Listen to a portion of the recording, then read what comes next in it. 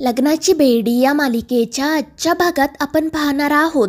राघव मिशनवर जाण्यासाठी निघालेला असतो आणि तितक्यात ऋतुजा आणि रेश्मासुद्धा त्या ठिकाणी येतात. त्या राघवला विचारतात की सगळं काही ठीक आहे ना, आणि त्यावर राघव सांगतो की हो, मात्र तुम्ही सावध राहा आणि कॉलनीतील लोकांनासुद्धा सावध राहायला सांगा. या मिशनची जबाबदारी माझ्यावरच आहे आणि मी विनूला प्रॉमिस केले की मी त्याच्या मित्रमैत्रिणींना सुखरूपपणे घरी घेऊन येईल. त्यानंतर मग ऋतुजा राणीला विचारते की विनू ठीक आहे ना, तर राणी सांगते हो, फक्त तो थोडासा घाबरला आहे. आणि मग त्यानंतर सिंधू राघवसोबत बोलण्याचा प्रयत्न करत असते. ती म्हणत असते की लंबू, आपण काल तुझ्यासोबत जे काही वागलो त्याबद्दल मला तुझी माफी मागायची आहे. मात्र राघव तिच्याकडे काही लक्ष देत नाही. तो रागातच तिच्याकडे बघत असतो आणि हे नेमकं राजश्रीच्या लक्षात येतं आणि ती त्या दोघांजवळ जाते. ती सिंधूला म्हणजेच कृष्णाला विचारू लागते की काय झालं सिंधू, राघव तुझ्यावर चिडला आहे का? त्यावर सिंधू मोठे मोठे डोळे करत म्हणते की हो मदर, पण तुला कसं कळलं? त्यावर राजश्री म्हणते की मी तुमचं बोलणं ऐकलं आत्ता, पण नेमकं काय झालं आहे? आणि त्यावर सिंधू म्हणते की काल आपलं आणि राघवचं भांडण झालं. आणि त्यावर राजश्री हसत म्हणते, मग हे काही नवीन आहे का आमच्यासाठी? तर सिंधू म्हणत असते, पण मदर, काल आमच्या दोघांचं खूप मोठं भांडण झालं आणि म्हणूनच मी त्यांची माफी मागत होते. आणि ते ऐकून राजश्री राघवला समजावते की सिंधू तुझी मनापासून माफी मागत आहे ना, मग तू सुद्धा तुझा हट्ट सोडून दे आणि तिला माफ कर. मात्र राघव हा विषय टाळण्याचा प्रयत्न करत असतो, पण राजश्रीसुद्धा त्याचं काही ऐकत नाही. ती राघवला समजवण्याचा प्रयत्न करत असते आणि त्यामुळे राघवचा नाईलाज होतो. तर सिंधू सरळ राघवचे पायच पकडते. ती राघवच्या पायाजवळच बसून राहते आणि रडतच म्हणत असते की लंबू प्लीज आपल्याला माफ कर, आपल्या हातून खूप मोठी चूक झाली, पुन्हा अशी चूक होणार नाही. आणि सिंधूचं असं वागणं बघून सगळेच जण हसू लागतात. राघव तिला पायी सोड म्हणून सांगत असतो, पण ती काही ऐकत नाही. त्यामुळे राघव खूप वैतागतो. तर घरातील इतर सगळेजण हसत असतात. राणी मात्र रागातच राघव आणि सिंधूकडे बघत असते. राघव सिंधूला अनेकदा पायी सोडायला सांगतो, पण सिंधू काही त्याचं ऐकत नसते आणि त्यामुळे राघव तेथून जाण्यासाठी निघतो. मात्र सिंधू तरीही पाय पकडूनच ठेवते आणि त्यामुळे राघव तोल जाऊन खाली पडतो आणि ते बघून सगळेच जण हसू लागतात. तर सिंधू खूप घाबरते आणि ती कान पकडून त्याची माफी मागते. तर राघव कसाबसा उठतो आणि तो रागातच सिंधूकडे बघू लागतो. तर सिंधू त्याला विचारत असते की आता तू केलं ना मला माफ? आणि त्यावर तो रागातच हो म्हणतो.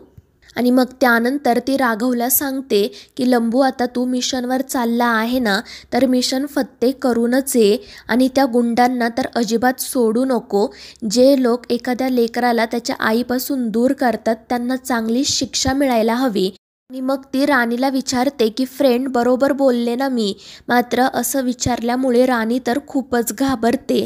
तर राघव सिंधूला विचारत असतो की तू असं राणीला का विचारलं?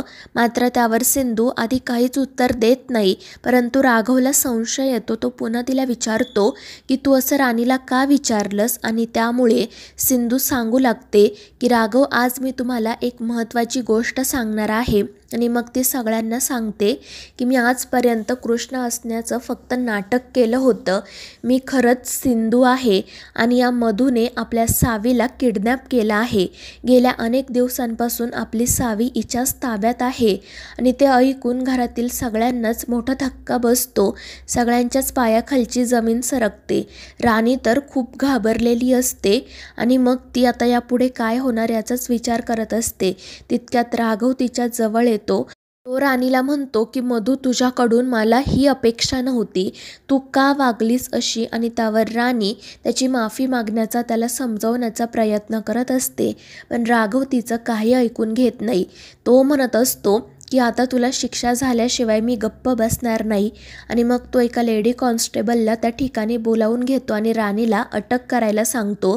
राणी खूप मोठमोठ्याने रडत असते, ओरडत असते, तिला सोडण्याची विनंती करत असते. मात्र राघव काही ऐकत नाही आणि मग ती लेडी कॉन्स्टेबल राणीला तेथून घेऊन जाते. मात्र हे फक्त राणीचं एक स्वप्न असतं आणि जेव्हा ती भानावर येते तेव्हा ती मोठ्याने मला सोडा असं ओरडत असते. त्यामुळे सगळेच जण तिच्याकडे आश्चर्याने बघू लागतात. आणि मग राणीच्याही लक्षात येतं की आत्ता जे काही घडलं तो फक्त आपला एक भास होता, सत्य नव्हतं. आणि मग त्यामुळे ती गप्प बसते. तर सगळेजण आश्चर्यानेच तिच्याकडे बघत असतात. सिंधू तिला विचारते सुद्धा की फ्रेंड काय झालं तुला, पण ती काही उत्तर देत नाही. आणि मग त्यानंतर राघव मिशनवर जाणार असतो, म्हणून मग राजश्री सिंधूला राघवला ओवाळायला सांगते. सिंधू राघवला छान ओवाळते. ती मनाशी राघवचं मिशन सक्सेसफुल व्हावं म्हणून प्रार्थना करत असते. राणी मात्र रागातच त्या दोघांकडे बघत असते, कारण तिला राघवला ओवाळायचे असते. तर ओवाळून झाल्यानंतर सिंधू राघवला म्हणते की जा लंबू, तू त्या मुलांना सुखरूपपणे घरी घेऊन ये, मिशन पूर्ण कर. आणि ती खूपच एक्सायटेड असते. तर राघव तिला म्हणतो की सिंधू, मी काय पहिल्यांदा मिशनवर चाललोय का, आणि तू काय मला पहिल्यांदा ओवाळतेस का. आणि त्यावेळी सिंधू म्हणते की हो राघव, पण आता मी तुमची होणारी बायको आहे ना, आणि त्या हक्काने मी तुम्हाला पहिल्यांदाच ओवाळते, म्हणून मी एवढी एक्सायटेड आहे. आणि तिचं ते बोलणं ऐकून राघव काहीच उत्तर देत नाही. त्यानंतर मग सिंधू त्याला बेस्ट ऑफ लक विश करते. आणि मग त्याला असंही म्हणते की तू सुद्धा आपल्याला बेस्ट ऑफ लक विश कर, कारण आज आपलं सुद्धा एक खूप महत्त्वाचं काम आहे. आणि सिंधूचं ते बोलणं ऐकून राणी खूप चिडते. ती रागातच सिंधूकडे बघू लागते. त्यामुळे सिंधू घाबरते. तर राघव सिंधूला विचारत असतो की आज तुझं असं महत्त्वाचं काय काम आहे. मात्र त्यावर सिंधू काहीच उत्तर देत नाही. ती फक्त मनाशी म्हणत असते की राघव, माझ्यावर विश्वास ठेवा, आज मी आपल्या सावीला परत घेऊन येणार, आणि मग त्यानंतर आपल्यातील सगळे प्रॉब्लेम्स दूर होणार. मात्र सिंधू काहीच उत्तर देत नाही. हे बघितल्यावर राघव म्हणतो की तू इम्पॉसिबल आहे, आणि मग तो मिशनवर जाण्यासाठी निघतो. तर राणी सिंधूला म्हणते की मला तुझ्याशी महत्त्वाचं बोलायचं आहे, आणि ती तिचा हात पकडूनच तिला तेथून घेऊन जाते. तर राजश्रीला हे सगळं संशयास्पद वाटत असतं. आणि त्यानंतर राणी सिंधूला तिच्या रूममध्ये घेऊन जाते.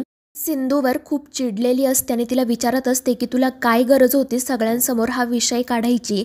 मी तुला मागाशीच सांगितलं होतं ना की कोणालाही याबद्दल काही बोलायचं नाही.